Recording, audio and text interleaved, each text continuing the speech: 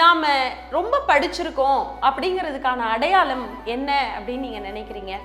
நம்ம ரொம்ப படிச்சிருக்கோம், நம்ம பேருக்கு பின்னாடி நிறைய டிகிரி போட்டுக்கிறோம், நம்ம ஒரு பெரிய பதவியில இருக்கோம், நமக்கு பின்னாடி பணி செய்யறதுக்கு இத்தனை பேர் இருக்காங்க, இதெல்லாம் பெருமைன்னு நினைக்கிறீங்களா? நிச்சயமாக இல்லை.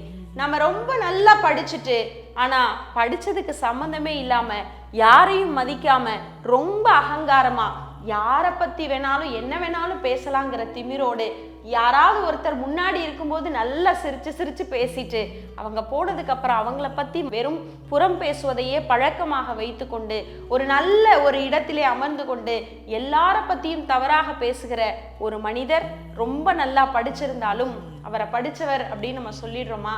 நிச்சயமாக இல்லை. இந்த உலகத்துல நாம படிச்சிருக்கோம் அப்படிங்கிறதுக்கான ஒரு அங்கீகாரம், ஒரு அடையாளம் எது தெரியுமா? நாம நல்லா படிச்சிருந்தாலும் கூட எதிர்ப்புறம் இருக்கிற மனிதர்களுடைய மனம், அவர்களுடைய மனம் நம்முடைய ஒரு வார்த்தையால காயப்பட்டு விடக்கூடாது அப்படின்னு நினைக்கிறதும், அடுத்தவர்களும் நம்மள மாதிரி தானே அப்படின்னு நினைக்கிற மனிதநேயமும் தான் நாம படிச்சவங்க அப்படிங்கிறதுக்கான அடையாளம். பட்டுக்கோட்டை ரொம்ப அழகா ஒரு வார்த்தை சொல்லுவார், எழுத படிக்க தெரிந்தவன், எழுத படிக்க தெரியாதவன். இப்படி ரெண்டு பேர் இருக்காங்க.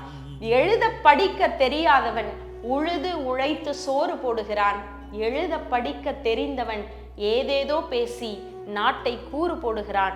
இவன் நாட்டிற்கு சோறு போடுகிறான், இவன் நாட்டை கூறு போடுகிறான் அப்படின்னு ஒரு வார்த்தை சொல்லுவார். படிக்கவே தெரியலனா கூட மற்றவர்களுடைய பசியை தீர்க்கணுங்கிற எண்ணம் கொண்டவன் படிக்காதவனாக இருந்தாலும் கூட படிச்சவனோட உயரத்துல இருக்கான் அப்படின்னா நாம் இனிமே யோசிக்கணும். நமக்கு பின்னாடி பட்டங்களோ, நமக்கு பின்னாடி பெயர்களுக்கு பின்னாடி இவ்வளவு படிச்சிருக்கோங்கிற பெருமையோ எல்லாம் இல்லை. உங்களுக்கு பின்னாடி, உங்கள் முதுகுக்கு பின்னாடி அவர் நல்ல மனுஷன் அப்படின்னு சொல்ற ஒரு வார்த்தையை சம்பாதித்து விட்டால் நீங்கள் தான் இந்த உலகத்திலேயே பெரிய அறிவாளி.